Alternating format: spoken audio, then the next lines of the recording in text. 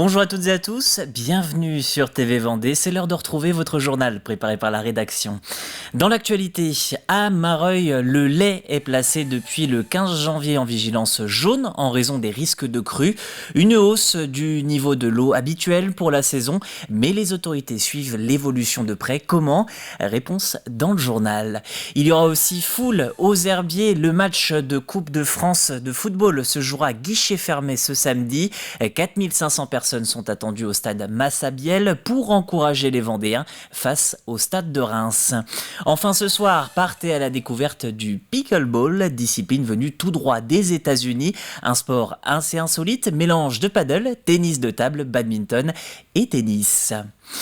Mais avant tout, bien sûr, l'actualité, c'est la manifestation à venir demain. Réussissons le 19, mobilisons massivement le 19. C'est le message du secrétaire général de la CFDT, Laurent Berger, au micro de nos confrères de France Info. La Confédération s'allie à de nombreux syndicats demain pour protester contre la réforme des retraites. Plusieurs points suscitent leur indignation. La mise en place de la réforme Touraine, elle recule la durée de cotisation de 167 à 172 trimestres en 2035. L'âge de départ légal à la retraite serait ensuite repoussé à 64 ans contre 62 actuellement. En Vendée, le mouvement est suivi par Solidaire, la FSU, l'UNSA, CFTC, FO, CFE, CGC, CGT et enfin CFDT. Dans le département, un premier rassemblement est prévu à Fontenay-le-Comte à 10h et un second à La Roche-sur-Yon à 14h. Attendez-vous donc à de nombreuses perturbations sur le territoire. Agathe Poulet s'est rendue aux Herbiers pour savoir comment les habitants allaient vivre cette journée de demain. Je n'étais pas au courant du tout et après ça va pas m'impacter. Nous on travaille quand même demain et école aussi pour ma fille. Bon, je ferai pas grève. Non, je suis pas concerné par les transports non plus, donc c'est vrai que je suis pas trop inquiet à ce sujet-là. Alors, en termes d'organisation, non, je suis pas concernée. Enfin, je me suis pas renseignée, mais je crois pas qu'ils fassent grève à l'école encore, sinon non. Après, transport, etc., non. Donc non, ça n'a pas d'impact dans mon quotidien. Je vais voir ma clientèle, notamment sur Angers. Et du coup, vous avez... Et donc, je vais être confronté à des grèves sur Angers, j'imagine. À noter que pour le moment, plus de 500 trains seront annulés d'après la SNCF. Un TGV sur 5 circulera dans le Grand Ouest et les TER sont annulés. Côté enseignement, la moitié des enseignants du public pourraient être absents demain. À Mareuil, on surveille les rivières comme le lait sur le feu. Depuis le 15 janvier, une vigilance jaune crue est de mise. Les pluies de ces derniers jours sont les principales coupables. Les élus et la préfecture appellent à la vigilance, mais rien de bien anormal. Les cours d'eau et les habitants sont habitués aux crues à répétition. Le stade municipal en fait par exemple souvent les frais. Reportage Cyril Guillet. Un peu partout sur le département, les cours d'eau et les rivières arrivent à saturation. Un risque de crue qui, il y a quelques jours, a amené la préfecture à placer le lait en vigilance jaune. Ayant déjà subi des inondations en 2014, la municipalité de Mareuil-sur-Lay reste très attentive à ce type de phénomène. On a 4 rivières et des rivières qui parfois, forcément, débordent un petit peu, avec des zones qui sont particulièrement basses, entre autres la plaine des Sports, ce qui fait qu'effectivement, on peut avoir assez rapidement, en cas de montée des eaux, des zones assez importantes qui sont entièrement couvertes, entre autres notre salle Omnisport. Cette montée des eaux serait due en partie à l'épisode de sécheresse que nous avons connu en 2022. Mais chaque année, la commune fait face à une ou plusieurs crues hivernales. Et pour prévenir une montée des eaux trop importante, il existe un indicateur. Vous avez une réglette qui est sous le pont de Mareuil, qui est un peu la réglette historique, puisque c'est un peu là où on sait à peu près à quel niveau on commence à avoir des maisons qui peuvent être impactées. Alors là, en dessous de 6 mètres, il n'y a rien d'impacté. Autour de 6 mètres, il peut y avoir quelques voies qui sont couvertes d'eau. Et puis, il faut monter un peu plus haut pour avoir les premières maisons inondées, 6 mètres 20 des côtes à peu près à ce niveau-là, oui. Ces derniers jours, le niveau de l'eau a culminé entre 5,79 m et 5,80 m. Si quelques jardins ont les pieds dans l'eau, aucune habitation n'est actuellement menacée. La plupart des cours d'eau, Petit Lait, Grand Lait, sont en décrue. Le Loing aussi. Il y a juste la Smagne qui, elle, a priori, n'a pas encore atteint son pic de crue d'après Vigicru. Mais globalement, on est en décrue et on est à des niveaux qui permettent de ne pas trop s'inquiéter. À ce sujet, la municipalité a programmé un exercice à l'échelle de la commune sur le thème des crues. Au mois de mars prochain, le plan communal de sauvegarde sera activé pour que les habitants puissent acquérir les bons réflexes face à une forte montée des eaux. Depuis hier soir, les toutes dernières places pour encourager les herbiers ont été écoulées. Et les Vendéens seront opposés au Stade de Reims samedi lors des 16e de finale de Coupe de France.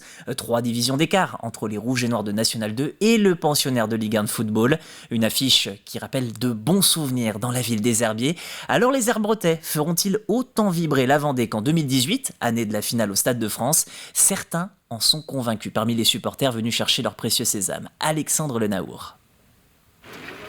Il y avait foule hier soir à la billetterie du stade Massabielle. À 4 jours du match contre le Stade de Reims, ils étaient déjà une petite centaine à patienter sous la pluie pour récupérer dès 18h le précieux sésame. Depuis une semaine, j'attendais, je regardais quand est-ce qu'ils allaient vendre les tickets, la permanence. Donc j'étais plutôt impatient, ouais, en effet. Ouais. Là je suis arrivé peut-être 5 minutes avant. Et une petite attente de 10-15 minutes et voilà, j'ai les 3 places que je voulais. Je ne pensais pas voir autant de monde, mais voilà, ça y est, on l'a. Les places mises en vente hier pour le grand public ne concernaient que les pourtours du stade. Les 200 abonnés du club ont, eux, pu récupérer leur ticket lundi soir. La tribune du stade d'une capacité de 780 places leur étant réservée, ainsi qu'aux partenaires. On avait cette volonté de rester au stade Massabielle aux Herbiers pour préserver l'identité de la ville et l'identité du club aussi. Donc voilà, on a fait un choix qui va faire que le stade sera plein et voilà, on espère qu'il y aura de l'ambiance en fait. Forcément qu'on est quand même sur une montée en puissance au niveau de la Coupe de France. On connaît un petit peu ce qui s'est passé les années précédentes, donc on va dire que les Herbiers c'est aussi un club de Coupe de France. Et en effet, Massabielle sera plein à craquer samedi. Les 4000 billets adultes plein tarif ont déjà trouvé preneur. La seconde vente initialement prévue ce mercredi soir a donc été annulée. Il faudra donner de la voix pour espérer créer la surprise face au 11e de Ligue 1 qui reste sur 12 matchs sans défaite. Mais les supporters, eux, croient à l'exploit. Tout est possible, ouais. Sur un match, tout est possible. Et ils l'ont déjà fait. Bien sûr que c'est possible. Les Herbiers vont gagner combien 2-0. 2-0. Bon. 1-0 déjà, ça sera très bien pour la qualif. Il faut y croire, c'est un beau challenge, surtout que l'équipe tourne très bien en championnat. Donc tout est permis, je pense. Je dirais Reims pour 2 cœurs, mais la Coupe de France est bien faite, donc on verra bien.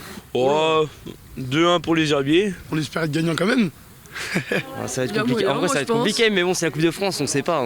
Peut-être qu'avec un peu de chance, ou sur une séance de tir au but, on ne sait jamais. Ouais. Réponse samedi à 18h pour des Herbiers qui aimeraient se rappeler aux bons souvenirs de leur parcours en 2018, parcours qui les avait vus atteindre la finale de la compétition et le Stade de France.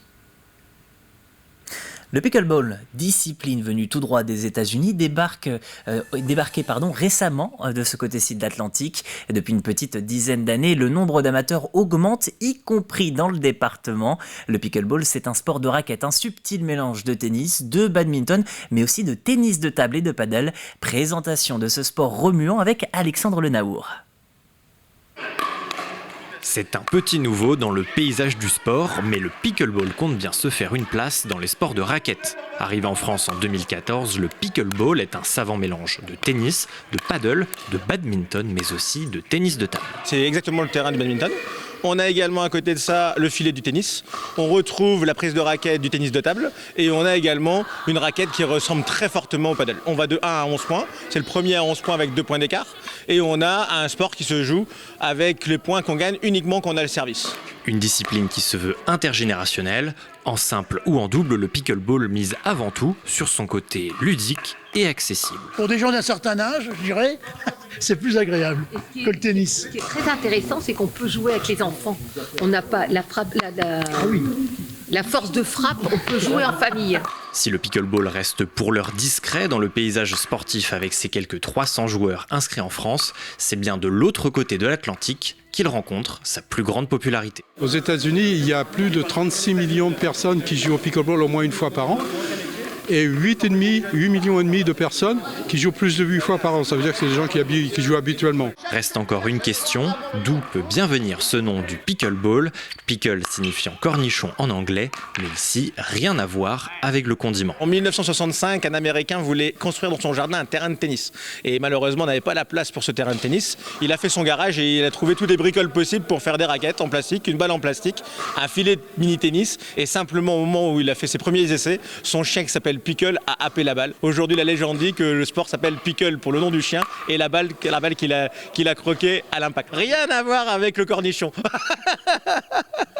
L'idée de cette intégration au sein du tennis club de la Gaubretière est aussi de redynamiser le club après des années Covid, synonyme d'une baisse de fréquentation.